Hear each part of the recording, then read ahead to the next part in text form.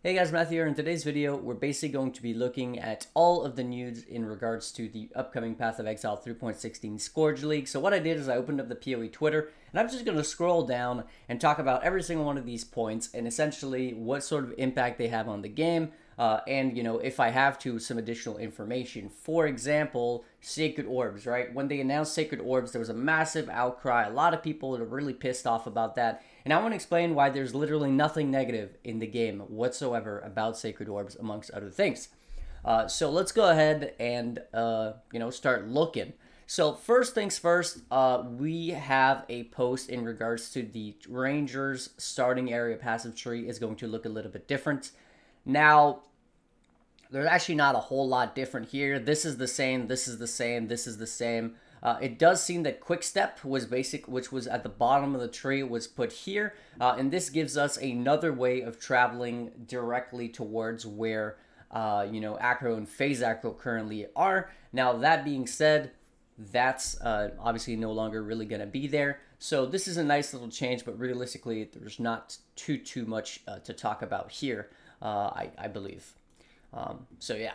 All right, next, this is actually a pretty big deal, a huge improvement to quality of life that they are bringing. Any sort of fragments, incubators, fragments, mortal fragments, Zeri, Uber, Zeri, Shaper, Elder, whatever it is, are now going to stack. But this also applies to the most important thing is going to be scarabs. This is huge. This means that if you want to run scarabs on your map, right? You want to run some scarabs on your map, instead of having to buy them, let's say buy 60 and having to pull all of your inventory back into your stash and, having to go through this hassle. Now the technology has apparently arrived to where you can buy 60 scarabs and it's only going to take 1 bar of your inventory and then 1 extra slot. That is awesome, right? That is really, really nice for quality of life.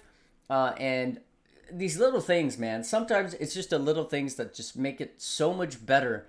Make the playing and the experience so much better, and that's basically what they're going for here. Now, the incubators are a little bit misleading because, of course, there's multiple different types of incubators. I can't remember. There's like over 10 types or something, and they all have a different item level. So you see how this is level 75, which means that, yes, you can stack 10 Blight incubators of level 75, but let's just say you had a level 74, it would still be another stack, but because you can't stack multiple different item levels together. That just doesn't work. So it's still going to be a little bit annoying, but of course, if you're farming, for example, 5-way emblems, they're always the same item level. So instead of filling up, quad tabs and quad tabs of incubators, now you're going to have maybe 1 or 2 dedicated tabs, and it's going to be very, very nice, again, for quality of life. So I'm happy about all of these changes. All right, next we need to look at the Zana mods. Now, the Zana mods this league are absolutely awesome. There's a lot going on here, and of course, these are going to pair extremely well with the Atlas nodes. The thing is, we don't know about the Atlas nodes right now. So while I could have told you that you want to go farm Brachenly or Arthane and Essences in Hammer Camlet, we don't know, right? Because they are merging some different regions. We're going from 8 regions to 4 regions, which that's a big deal. That's a really nice quality of life again, right? Instead of taking it ages to get to your first Cyrus, you can get to Cyrus, well, twice as fast. That's awesome. However, it does mean that we are completely in the dark when it comes to which farming strategy and where to farm that's going to be the actual best in the game. Of course, that's going to be the job of us content creators to make videos regarding the new best farming spots and farming strategies, and that's going to be something that I'll get on top of as soon as humanly possible. Once we see the new Atlas and the new, of course, the new Maven passive trees of the Atlas. That being said, let's talk about the Zana mods real quick. Breach, really, really good. It pairs really well with Breach Scarabs. If there's any sort of Breach nodes on the Atlas, as well as, of course, the Maven Watchstones with Breach on there, that's awesome. Really good for entry-level currency farming. Essences, kind of the same situation. Very good early. You pair that up with this Sextant that gives you a good chance of getting corrupted essences, so you can get a ton of essences of corruption, which allows you, when farming loads and loads of essences, to get a lot of the corrupted essences, like essences of horror, which are useful for endgame crafting. So that's really good, and it's another one that's very low maintenance. You're just rolling a Sextant, and then that's really it, right? You're just running your map with, of course, essence on your map device, and maybe some essences watchstones on top of that, but those are not even typically that good either. It's kind of just an Alch and Go strategy alongside one Sextant. Bloodlines, whatever. Ambush, really, really good paired with nodes that we have, for example, in Glennick Carnes before. Now, we don't know where those are going to be or if they're even going to be there, but it's really good paired with Monstrous Treasure in order to farm 6 links, right? 6 links have a lot of value early because, of course, you know, 6 links themselves have a lot of value, but they can also vendor for Divine Orbs, and you can get a ton of 6 links by pairing Ambush with the nodes where all of them are corrupted, because that's how you get a lot of 6 links, and then throwing in Monstrous Treasure where you get like 50 strong boxes in a map, and then you can even go a step further and use the other prophecy that gives you like Bountiful Traps, right, which give you an additional 4 something. There's a lot going on there, which is pretty interesting. All right, next we have Beyond for the ultimate juicing. Of course, every time Beyond is on the map device, it does mean one thing: Headhunter will be expensive. But of course, Beyond extremely, extremely good in the Atlas regions, which have more Beyond available on them, like Glennick cards, because you can do Nemesis 3 farming, right? And Beyond spawns a ton of monsters, which means a ton of value to your Nemesis. You pair that up with some low-level Delirious maps, like 20% or whatever, and you're going to be blasting loads and loads of currency. Solid there. Legion, another really solid one, a little bit more endgame. You could do it very entry level using, for example, Rusted Legion Scarab, and then just using Emblematic or on your Watchstones, or even whatever is available on the Atlas passives, and go for some Alch and Go type strategy with a single Sextant, and that's it. But you can also push the envelope and go a little bit further, using, for example, elevated Sextants to try to get as many Legions as possible and to really juice it up. That really is up to you, and of course up to the Atlas passives. And then finally, Blight, another really, really good one. 8 Chaos. I mean, look at it this way. Blight on the map device essentially is the exact same thing as putting a Blight Scarab into your map device, except you don't have to buy that Blight Scarab. And here's the thing. Blight Scarabs, historically speaking, have been more expensive than 8 Chaos. They've been around 10 to 14 Chaos or so, depending, especially if you buy them one at a time or in bulk. So this is cheaper than Blight Scarabs, and you don't have to go buy them, right? So again, sort of a very quick Alch and Go strategy. You just put Blight, you finish your Blight, you get some Blighted maps, you either run those to try to get Ravaged Blighted maps, or you sell them off to other people who are going to be doing that. A lot of really, really good map mods this league. I'm super happy about that, because that means there's many, many, many different farming strategies, which are all going to be very good, and the prices are also super interesting. Really happy about the Zana mods, put it that way. All right, next. Another pretty interesting change that is coming to the game is that Uber Lab is no longer going to require trials, right? So you're not going to have to complete the 6 trials in order to do Uber Lab. Now, in Softcore Trade League, this is a minimal change. It's not something that affects people too much. Because you had access to Global 820, you had access to, you know, friends or anybody you play with, your guild, whatever. It's not that big of a deal to get 6 trials very, very quickly in a league, even for, you know, non-streamers. That being said, this is going to make it that much easier because, yes, it's now going to be level 68, which means instead of being level 60, which means you can't get your Uber Lab prior to hitting maps. But the thing is, the trials of Ascendancy were in maps anyways. So for the people who are complaining, oh my god, it's level 68 now, it's like, yeah, but before that, you weren't getting trials before maps, so technically there's no change there. But it will require just one single offering, which means you can just outright buy the offering if you don't want to interact with any trials whatsoever. Or, of course, there's a ton of different places in the game that actually drop you these offerings without even having to interact with the trials. So again, that's a really nice quality of life change for the game. I don't think it's particularly game-breaking or anything like that, but it is nice, and it's really cool that GGG is finally opening up to quality of life and realizing that that's what we've been asking for, right? Quality of life. We want the game to feel not like a chore, so that's good stuff. Okay, let's talk about Iron Will. Iron Will is really, really good. Strength's damage bonus applies to all spell damage as well, so essentially the bonuses to strength is every 5 strength you get 2% melee physical damage. Now this basically means that every 5 strengths you will get 2% spell damage. Now this doesn't sound like a lot, but on a build which has upwards of 2,000 strength on the very high end, we are looking at a lot of spell damage, which is a lot of damage for a single keystone. Especially this is going to pair really well with Battle Mage builds and builds that stack both strength and intelligence. You can throw on Shaper's Touch on these builds, and now you're going to be really, really tanky with the changes to Energy Shield and the changes to Evasion. Overall, this Keystone is going to be used in a lot of very end-game builds, I believe. And it's going to be really nice because there's now going to be a new way of playing attribute stacking builds, right? It's always been like in stacking is reserved for Wanderers, and strength stacking is basically reserved for either like a support type character or like a totem type character. Now we're actually going to be opening up the game and opening some more possibilities, which is really cool. I think there's going to be a big meta shift in the upcoming league, especially due to the changes of defense. All the builds on the right-hand side of the tree being affected a lot by those changes. For example, Trappers and Miners right now, as it currently stands, with the upcoming changes, are basically unplayable without having a proper low-life character, which means shavs, which means a lot more investment than the usual Tabula stuff. Overall, though, Iron Mural, really, really cool. Okay, now here's a really hyped unique.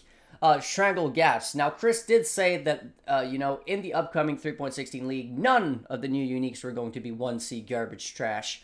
And it looks like they are delivering, because Strangle Gas is really, really good. This is going to be the best in slot amulet for quite a few builds. However, there are some builds which are just going to be better off with a mirror tier amulet. I'm talking like, for example, +1 int, +1 lightning, T1 crit multi, crafted spell damage alongside, say, some resistances and some life, or even cast speed, right? There's a lot of really, really good amulets, penetration even, right, modifiers, that are just going to outright beat this. But the thing is, now, however expensive this amulet is going to be, it's probably not going to be as rare as Hateforge, or at least I'm hoping it's not, because otherwise, yes, it will be comparable in price to an outright mirror tier amulet. But I'm expecting this amulet to be probably as rare as, say, Badge of the Brotherhood. Anywhere between 20 and 40 exalts is kind of where I'm putting this amulet, as it offers tremendous power levels. Because the thing is, right now, a lot of people are going through their POBs, and their POBing this amulet, right, has 3 additional enchantment modifiers. Cool, right? And they're putting this in, so you're basically getting 4 anoints. Your regular amulet used to get 1, so essentially what you're looking at is the affixes on a regular amulet versus 3 anoints. And then they're looking at it from a 1-to-1 difference, and they're like, oh, it's actually not that good. But what people are kind of missing here is that by anointing that many modifiers, you are saving a ridiculous amount of nodes pathing down, which in most cases is going to mean outright 1 extra large cluster jewel, and potentially even an extra medium, and then for an extra jewel socket as well for a small or just a regular jewel. And the damage that you get from a large cluster jewel that's filled up with like 2 mediums and all that is ridiculous. We're looking at 30-40% damage sometimes. So this thing is kind of busted.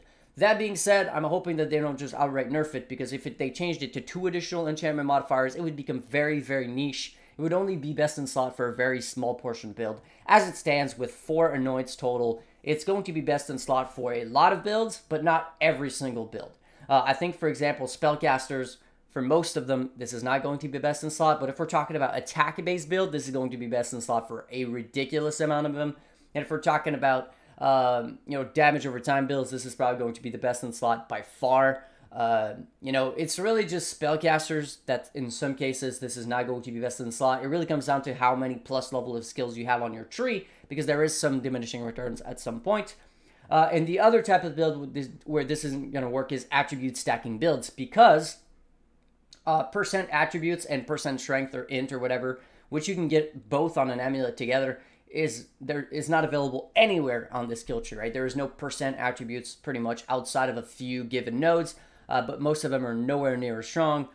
So, yeah, that's the other archetype that is not going to want this amulet too much. But overall, really hyped about Strangle Gas. It's a very, very sought-after, very good chase unique, which is, again, something that Path of Exile players have been asking for a while now. We want chase uniques. Okay, what is next? What is next? What is next? What is next? Okay, the cats, we don't really care. That's pretty much whatever. Okay, now this is one that I want to take a little bit more time to talk about, and that's going to be Sacred Orbs, because as I mentioned previously at the beginning of the video, there's been an outcry about this orb even existing, and I just don't get it. Because they said, here's a few things that they said about this orb. This is going to be applicable to any given item, right, on an armor. And I'm guessing when they say armor, they mean like any sort of armor piece. So it could be gloves, gloves, helmets, armors, and boots. But here's the thing. They said that it was going to be about 3 times rarer than an Exalted Orb, meaning it's going to be the second rarest currency in the game outside of Mirrors of Kalandra. And I think this is one of the things that made people mad, because they're like, well, I never find Exalt, so I'm never ever going to find this. It's 3 times rarer than something I never find. Well, here's the thing. That doesn't really matter, because let's just say that this is going to be worth 3 Exalts. It's 3 times rarer than an Exalt, therefore it's going to be worth 3x. That's not how this works. There's a potential for this item to be worth a lot more, but in reality it's probably going to be a lot less than that, because the usage of this item is a lot less than the usage of an Exalted Orb. So I'm expecting them to be a lot less than 3x, maybe probably an x, maybe more each. There's a chance that it's even cheaper than that. It really comes down to how many people are going to be using, which I don't think are going to be very many. Outside of the very, very end game. So let's just say you drop one of these and it's worth 3x. You just made 3x. How many items as a player, as a Path of Exile player, can you say that when you drop them on the ground and you pick them up, they're worth 3 Exalts? Very, very, very few. Most, if not almost every single unique in the game are worth less than 3x. Most, if not every single, even Awakened Gems from Cyrus are worth less than 3x. Most of, if not every single div card is worth 3x, right? There's such a small amount of items that you drop in this game that have any sort of value. Why are people getting mad when GGG is basically giving you a jackpot item that, yes, you may never drop, but when you do drop it, it's worth a lot of currency, right? It's a huge deal. For a lot of players, dropping this item, if it's worth 3x, is literally going to pay for their entire build, right? So this is huge. I don't know why people are mad at this. Now, there's a couple reasons why people might be mad at this, and let me explain them real quick. The first thing is that this is basically going to nullify the reason why GGG is even adding items that have enhanced base defense that drop on the ground. Because the idea is that people thought about it kind of like in Diablo 2. If you've ever played Diablo 2, you can drop armors in Diablo 2, which have this thing called enhanced defense, which is kind of the equivalent in quality in PoE, right? Where you use armor scraps to increase the base defense. The thing about it is that there's no way to increase quality in Diablo, really, right? You just kind of have to pick up the item and it has to have that enhanced defense already applied to it. That's kind of the equivalent of the enhanced defense bases that we're going to be getting now in PoE.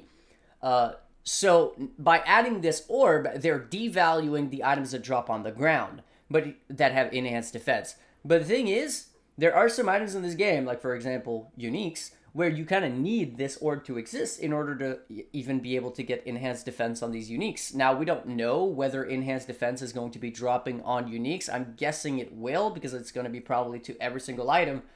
But there are some uniques which are worth a lot, where getting this enhanced defense is probably going to be, a bigger deal than in most cases. But what people need to realize is that in the grand scheme of most characters, this orb here and the enhanced defense that they're adding to the game is useless in like 99% of cases. Because the only archetype that really cares about the base defense on armors is Energy Shield. Evasion and armor basically don't care about base defenses on their bases. Yes, it's nice, especially with the buffs to evasion, with the buffs to armor, it's going to be even nicer. But realistically, on those builds, it's such a small difference because all of the actual affixes on your items are never ever going to be evasion or armor, right? You're never going to make an armor, a piece of armor, and roll percent armor, flat armor, and hybrid armor. Because then you have to give up life, and you have to give up a bunch of other really good prefixes that are currently available on armors, like percent life and mana, like for example, life is extra energy shield, like +1 curse, right? There's a lot of really good prefixes that you just have to give up, and nobody's ever going to be willing to do that. The only archetype that actually does that, and that's willing to sacrifice those prefixes, is Energy Shield. And here's the thing, right? I'm going to give you guys the most endgame possible usage of this Sacred Orb, and this is going to illustrate why it's really not that big of a deal. So let's go ahead and open up a Vow Regalia. So this is the most endgame Energy Shield base, period. and any sort of energy shield based character wants to use this base. No matter what, this is the best, okay? It has 163 energy shield on base. So the way that it works in this game, energy shield works, when you're crafting an item is that you start with this base. And then you are going to add any sort of flat on top of that. So T1, the perfect roll for flat energy shield is 100, which means you can get 263 flat energy shield. And then you multiply this by any sort of increases to energy shield plus quality on an armor. So the most you can get is 110 via T1% energy shield, 42% via hybrid energy shield, and then 30% via quality right now, right? So you get the base 100 plus 152 plus 30, so plus 182. So you have to multiply this by 2.82 in order to get the maximum potential for energy shield on an item. So it's actually, is it 2.82? Let's see. I might have messed up the math here. 100 for the base, 110, 42, 30. Yeah, 2.82, right? And this ends up with the total energy shield of 741, all right? And this is, mind you, on a perfectly rolled triple T1 energy shield base, the #1 energy shield base, right? This is as much as you can currently get prior to this change to enhanced defenses. Now, let's have a look at what enhanced defense is going to do to this. So the way that enhanced defense works is that it is applied before anything else. Quality is applied at the very end on top of any sort of increases. Well, this base defense is applied to the base, right? And on energy shield, we know that it's going to go all the way up to 20%, which means 163 times 1.2. And then after that, it's just back down to what it was, plus 100 times 2.82. And this is the difference, okay? So the difference here is roughly, let's see, 883 minus 741 is roughly 92 energy shield. Most endgame characters that are not just going pure defense, trying to get as much energy shield as humanly possible, right? Most characters that are pretty well-rounded are going to have about 200% increased energy shield on their build. This is basically on your tree, right? All of your tree will have about 200%. So you have to basically multiply that by 2. And this is how much energy shield this new enhanced defense is going to add on a perfect base that is perfectly crafted. 184 ES. Now this sounds like a big deal, but again, let's take a really well-rounded energy shield character, which is going to have around 6,000 energy shield, and that's on the low end. Most are going to aim towards probably about 8,000, but let's just say 6,000 for softcore, right? So you need to take this 184 and divide it by 6,000, which is your total energy shield, and then you'll see the value of this sacred orb in the grand scheme of a character, and you will see that the difference is 3%, right? This thing which people are making a huge deal out of, in the best case scenario, with an item which sacrifices all of its prefixes that have potential for damage or any sort of affixes whatsoever, and sacrifices everything just in order to get more energy shield, maxes out at a total of 3% more energy shield on their build, right? On an item that some would consider, you know, potentially mirror tier, depending on its suffixes, right? Because, of course, the suffixes would be where you would get all your juicy stuff, like, for example, +1 curse, or sorry, not +1 curse, I mean spell crit, or attacks crit, or you know, any of those suffixes which are really, really sought after, or even intelligence and quality, right? Because then you could further increase that energy shield value. Now they are changing quality, so it's not going to be as the same as it was, but yeah, in the best case scenario, these new bases are adding 3% energy shield on your character. And again, this is a perfectly crafted item with triple T1 prefixes, which realistically you're never going to use, or you're never going to have unless you mirror it from somebody else.